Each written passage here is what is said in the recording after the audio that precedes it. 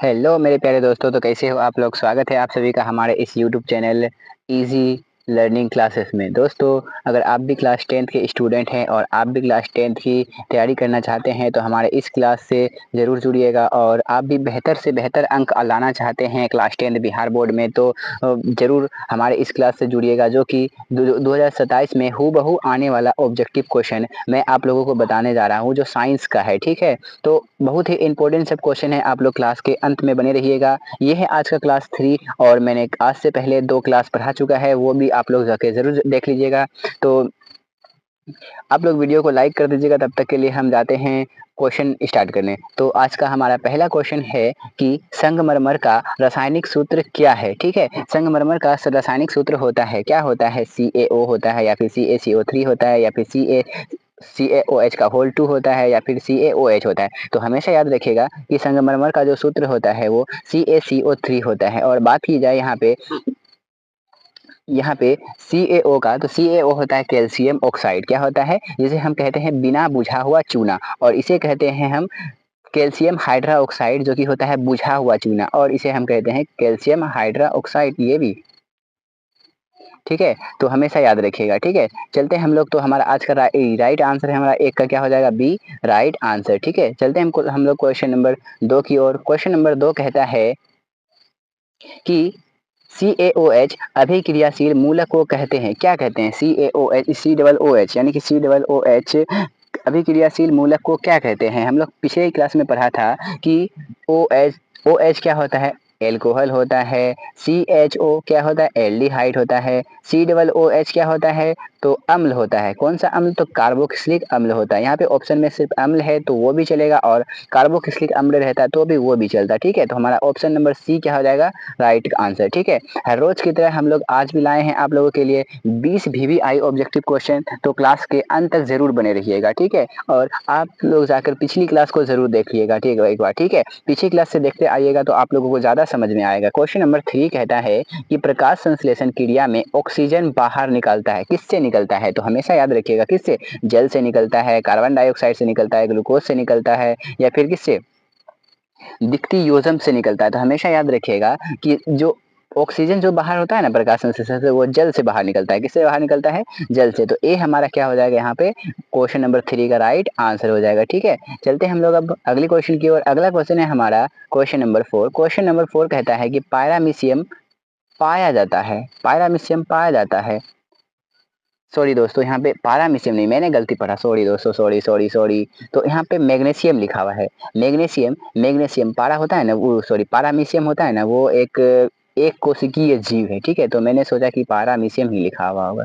ठीक है, तो यहाँ क्या लिखा है, मैग्नीशियम, मैंने ध्यान नहीं दिया। ठीक है, फिर से देखते हैं। मैग्नीशियम पाया जाता है, तो हमेशा याद रखिएगा किसमें, क्लोरोफिल में, या फिर लाल रक्त कण में, या फिर वर्णी लवक में, या फिर श्वेत रक्त कण में। तो हमेशा याद रखिएगा कि क्लोरोफिल जो हो, मैग्नीशियम सॉरी मैग्नीशियम जो होता है वो क्लोरोफिल में पाया जाता है। मैंने तो पहले ही बता दिया, क्लोरोफिल में क्या हो जाता है, मैग्नीशियम पाया जाता है। ठीक है, मैग्नीशियम। और क्लोरोफिल का अगर रंग पूछी जाए कि क्लोरोफिल का रंग कैसा होता है, तो हमेशा याद रखिएगा कि क्लोरोफिल का जो रंग होता है वो हरा होता है। कैसा होता है, हरा होता है। ठीक है, चलते हैं हम लोग अब अगली क्वेश्चन की ओर। अगला क्वेश्चन है हमारा क्वेश्चन नंबर 4। क्वेश्चन नंबर 4 कहता है कि इंसुलिन की कमी के कारण रोग होता है, यानी कि कौन सा रोग होता है, इंसुलिन की कमी के कारण कौन सा रोग होता है।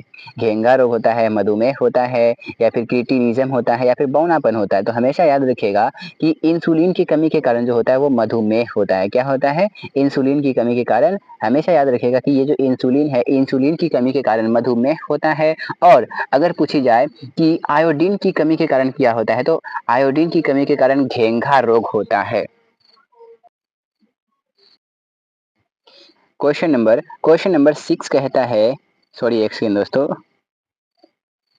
क्वेश्चन नंबर 6 कहता है कि दृश्य प्रकाश में किस वर्ण का तरंगदैर्घ्य अधिकतम होता है। तरंगदैर्घ्य अधिकतम पूछा है, तो हमेशा पहले याद रखिएगा कि वर्ण का मतलब होता है रंग। क्या होता है, वर्ण का मतलब रंग होता है। तो किस रंग का तरंगदैर्घ्य पूछा गया है कि किस रंग का तरंगदैर्घ्य जो होता है अधिक होता है। तो हमेशा याद रखिएगा किसका होता है, बैगनी का होता है, लाल का होता है, या फिर नीला का होता है, या फिर पीला का। तो हमेशा याद रखिएगा कि तरंगदैर्घ्य जो अधिक होता है वो किसका होता है, तो अधिक लाल का तरंगदैर्घ्य क्या होता है, अधिक होता है। अगर आपको पूछी जाए कि तरंगदैर्घ्य किसका सबसे कम होता है, तो सबसे कम याद रखिएगा कि बैंगनी का होता है। किसका होता है, सबसे कम अगर पूछी जाए तो बैंगनी का, और सबसे अधिक पूछा जाए तो लाल का। तो हमारा बी क्या हो जाएगा, राइट आंसर हो जाएगा। ठीक है दोस्तों, अगर आप लोग नए हैं यूट्यूब चैनल पे तो लाइक और सब्सक्राइब जरूर कर लीजिएगा। ठीक है, और हमारा ये नया यूट्यूब चैनल है तो आप लोग सपोर्ट जरूर कीजिएगा। ठीक है, चलते हम लोग अब अगली क्वेश्चन की ओर। अगला क्वेश्चन है हमारा क्वेश्चन नंबर 7। नया यूट्यूब चैनल मैंने बनाया है आप लोगों के लिए ही। ठीक है, तो आप लोग जरूर से यहाँ पे आइए और सारा क्लास देखिए। धीरे धीरे आप लोगों को सब समझ में आएगा। ठीक है, अगला क्वेश्चन 7 है कि विद्युत शक्ति का एसआई मात्रक होता है। विद्युत शक्ति का एसआई मात्रक जो है तो क्या होता है, तो हमेशा याद रखिएगा कि विद्युत शक्ति का जो एसआई मात्रक होता है, शक्ति का एसआई मात्रक वाट होता है। विद्युत शक्ति का एसआई मात्रक क्या होता है, वाट। ठीक है, वोल्ट, विभव का एसआई मात्रक वोल्ट होता है। जूल किसका होता है, जूल। दोस्तों एक सेकेंड, जूल फूटना। आवेश का एसआई मात्रक कूलाम होता है।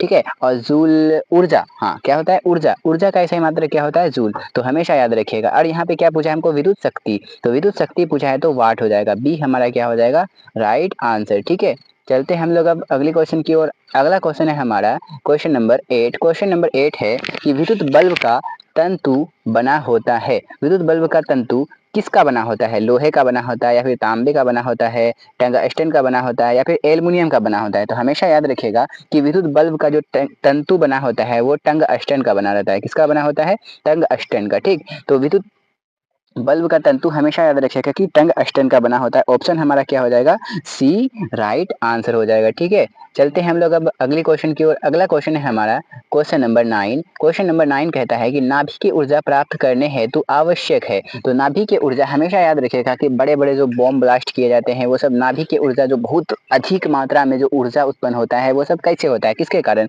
तो हीलियम के कारण या फिर क्रोमियम के कारण, यूरेनियम और एल्युमिनियम। तो हमेशा याद रखिएगा कि यूरेनियम, और याद रखिएगा कि हमेशा वो बॉम्ब वोम बनाने के लिए वो सब इसमें यूरेनियम का ही उपयोग किया जाता है। ठीक है, चलते हैं हम लोग अब अगली क्वेश्चन की ओर। क्वेश्चन नंबर 10 है हमारा। क्वेश्चन नंबर 10 कहता है कि ग्लोबल वार्मिंग के लिए उत्तरदायी गैस है, यानी कि ग्लोबल वार्मिंग के लिए जो कौन सा गैस है जो कि उत्तरदायी है। तो हमेशा याद रखिएगा कि CO2 जो होता है वो ग्लोबल वार्मिंग के लिए उत्तरदायी होता है। तो हमेशा याद रखिएगा हमारा क्या हो जाएगा, ऑप्शन सी राइट आंसर हो जाएगा। ठीक है, चलते हैं हम लोग अब अगले क्वेश्चन की ओर। अगला क्वेश्चन है हमारा क्वेश्चन नंबर 11। क्वेश्चन नंबर 11 कहता है कि किसी भी उदासीन विलयन का पीएच होता है। तो उदासीन विलयन याद रखिएगा कि उदासीन विलयन मतलब होता है कि अगर 1 से 7 तक अगर हम लोग जाएं तो उसे हम लोग क्या कहते हैं, 1 से अगर 7 से कम हो तो उसे हम लोग अम्ल कहते हैं। क्या कहते हैं, और 7 से अधिक, 7 से अगर अधिक हो तो उसे हम लोग क्षार कहते हैं, यानी कि भस्म कहते हैं। ठीक है, क्षार भस्म कहते हैं। और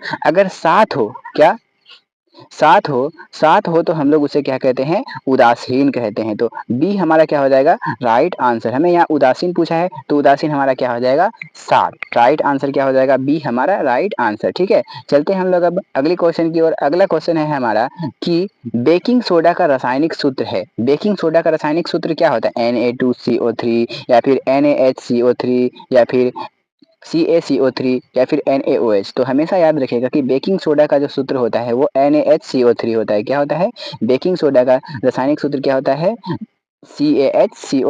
NaHCO3। ऑप्शन बी क्या हो जाएगा हमारा, राइट आंसर हो जाएगा। ठीक है, चलते हैं हम लोग अब अगला क्वेश्चन की ओर। अगली क्वेश्चन है हमारा क्वेश्चन नंबर 13। अगला क्वेश्चन कहता है कि एक बार, क्या लिखा हुआ है, एक बार, सॉरी दोस्तों यहाँ एक बार नहीं, एक्वा रेजिया होना चाहिए। क्या होना चाहिए, एक्वा रेजिया, एक्वा रेजिया होना चाहिए था, टाइपिंग में गलती है। तो एक्वा रेजिया, और आगे लिखा गया है एक बार रेजिया नहीं ऐसा नहीं, एक्वा रेजिया। एक्वा रेजिया मिश्रण में HCl एवं HNO3 का अनुपात होता है। क्या होता है, 3:1 या फिर 1:3 या फिर 2:2 या फिर 2:1। तो हमेशा याद रखिएगा कि एक्वा रेजिया जो होता है उसमें HNO3 होता है, HNO3, और HCl जो होता है वो 1 होता है। कितना होता है, तो 3:1 क्या हो जाएगा हमारा राइट आंसर। तो ऑप्शन हमारा कि 3:1 क्या हो जाएगा, ऑप्शन हमारा ए राइट आंसर हो जाएगा। ठीक है, चलते हैं हम लोग अब अगली क्वेश्चन की ओर। अगला क्वेश्चन है हमारा क्वेश्चन नंबर 13। क्वेश्चन नंबर 13 कहता है कि द्विखंडन होता है। सिंपल है कि द्विखंडन होता है, किस में होता है, कई बार एग्जाम में पूछे जाते हैं ये सभी क्वेश्चन। ठीक है, तो द्विखंडन हमेशा याद रखें किस में होता है, अमीबा में होता है या फिर पायरामीशियम होता है या फिर लेशमोनिया में होता है या फिर इनमें से सभी। तो याद रखिएगा हमेशा कि द्विखंडन अमीबा में होता है। किसमें होता है? अमीबा में। अमीबा में किस तरह होता है कि अमीबा क्या करता है, वो जो मतलब जैसे कि अमीबा जैसे जनन होता है, जैसे कि 1 से 2 प्रकार का होता है, तो वो 1 से 2 बनते हैं, तो एक दूसरे से टूट कर बनते हैं, एक अकेला वो टूट कर बनते हैं। जैसे केंद्रक उसके भाग में, जैसे मान लीजिए कि ये हमारा अमीबा हो गया, इसके बीच में केंद्रक होते हैं, जो केंद्रक जो है 2 भागों में टूट जाते हैं, टूट के क्या बोलते हैं, अकेला ये क्या हो जाता है, 2 अमीबा का क्या कर लेता है, निर्माण कर लेता है। तो इसे हम लोग क्या कहते हैं कि मतलब द्विखंडन कहते हैं। ठीक है, चलते हैं हम लोग अब अगली क्वेश्चन की ओर। अगला क्वेश्चन है हमारा क्वेश्चन नंबर 15 कि फूल में नर प्रजनन अंग होता है, यानी कि फूलों में क्या पूछा है कि फूलों में नर प्रजनन अंग होता है, जो क्या होता है? तो हमेशा याद रखिएगा पुंकेसर होता है, अंडक होता है, वर्तिकाग्र होता है या फिर वर्तिका, क्या होता है? तो याद रखिएगा कि फूल का जो नर जनन अंग होता है वो होता है पुंकेसर होता है। क्या होता है? ए हमारा क्या हो जाएगा, राइट आंसर हो जाएगा। ठीक है, चलते हैं हम लोग अब अगले क्वेश्चन की ओर। अगला क्वेश्चन है हमारा क्वेश्चन नंबर 16। क्वेश्चन नंबर 16 कहता है कि अंडाणु निषेचित होता है, कहाँ पर होता है? अंडाणु जो निषेचित होता है कहाँ पर? योनि में या फिर गर्भाशय में या फिर फॉलोपियन नलिका में या फिर अंडाशय में। ये बहुत ही VVI ऑब्जेक्टिव क्वेश्चन है। ठीक है, ये हमेशा याद रखिएगा ये क्वेश्चन। ठीक है, तो हमारा राइट आंसर हो जाएगा फॉलोपियन नलिका में। कहाँ में? तो हमेशा याद रखिएगा कि अंडाणु निषेचित कहाँ होता है, तो फॉलोपियन नलिका। कभी कभी होता है फॉलोपियन ट्यूब भी रहता है। ठीक है, चलते हैं हम लोग अब अगली क्वेश्चन की ओर। अगला क्वेश्चन है हमारा क्वेश्चन नंबर 17। क्वेश्चन नंबर 17 कहता है कि अवतल लेंस का आवर्धन m बराबर होता है। तो याद रखिएगा कि अवतल लेंस का आवर्धन जो होता है वो m बराबर क्या होता है, v/u होता है। क्या होता है? v/u होता है, v/u होता है। तो राइट आंसर हमारा क्या हो जाएगा, ऑप्शन नंबर कहाँ है, डी हमारा क्या हो जाएगा राइट आंसर। m बराबर क्या होता है, तो v/u। अगर अवतल दर्पण पूछे तो m बराबर -v/u और उत्तल दर्पण पूछे तो m बराबर v/u। ठीक है, तो अवतल दर्पण में माइनस होता है। ठीक है, चलते हैं हम लोग अब अगले क्वेश्चन की ओर। अगला क्वेश्चन है हमारा क्वेश्चन नंबर 18। क्वेश्चन नंबर 18 कहता है कि गोलीय दर्पण में फोकस दूरी और वक्रता त्रिज्या में संबंध है। तो ये बहुत ही इंपॉर्टेंट है, ये हमेशा क्वेश्चन याद रखिएगा, ये बहुत ही इंपॉर्टेंट क्वेश्चन है और आपके एग्जामों में 2027 एग्जामों में आ भी सकते हैं। ठीक है, तो लिखा हुआ है r बराबर 2f या फिर f बराबर r या फिर r बराबर f/2 या फिर क्या होता है r बराबर, इनमें से कोई नहीं। तो r बराबर f/2 हमारा क्या हो जाएगा, राइट आंसर हो जाएगा। सॉरी दोस्तों, f बराबर r/2 होता है। क्या होता है? f बराबर r/2। अगर हमको इसी निकाले यहाँ पे तो कोई भी ऑप्शन f बराबर r/2 नहीं है। अगर हम निकालना चाहें तो r बराबर 2f निकाल सकते हैं इसको मैथ के मल्टीप्लाई करके। ठीक है, तो हमारा राइट आंसर क्या हो जाएगा, ए हमारा क्या हो जाएगा राइट आंसर, r बराबर 2f। ठीक है, चलते हैं हम लोग अब अगली क्वेश्चन की ओर। अगला क्वेश्चन है हमारा क्वेश्चन नंबर 19। कहता है कि लेंस की क्षमता का SI मात्रक क्या है? तो हमेशा याद रखिएगा कि लेंस का क्षमता का जो SI मात्रक होता है वो क्या होता है, ओम होता है, वोल्ट होता है या फिर वोल्ट मीटर होता है या फिर डायप्टर।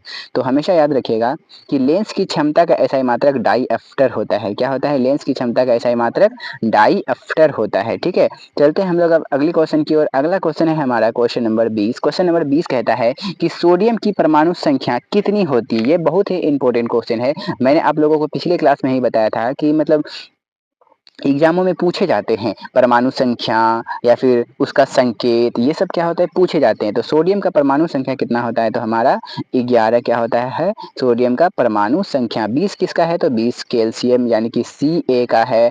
8 अगर बोली जाए तो किसका है, 8 ऑक्सीजन O का है। अगर 22 बोले जाए तो क्या है, स्केडियम, क्या होता है स्केंडियम होता है। ठीक है, तो आज के लिए इतना ही, मिलते हैं हम लोग अब अगली क्लासों में। ठीक है, तब तक के लिए मैं आप लोगों से कुछ कहना चाहूँगा दोस्तों, ये हमारा न्यू यूट्यूब चैनल है। क्या है, न्यू यूट्यूब चैनल, और आप लोग बहुत से मतलब देखिए सपोर्ट करिएगा ताकि मतलब हम लोग आप लोगों के लिए अच्छे से अच्छे क्वेश्चन ला सके। और मैंने पिछले क्लासों में बताया था कि अभी हम लोगों ने मेन क्वेश्चन कर रहा है, उसके बाद फिर प्रीवियस ईयर क्वेश्चन करेंगे, फिर उसके बाद हम लोग चैप्टर वाइज क्वेश्चन भी करेंगे। ठीक है, तो मिलते हैं हम लोग अब अगली क्लास में। तब तक के लिए धन्यवाद। जय हिंद, जय भारत।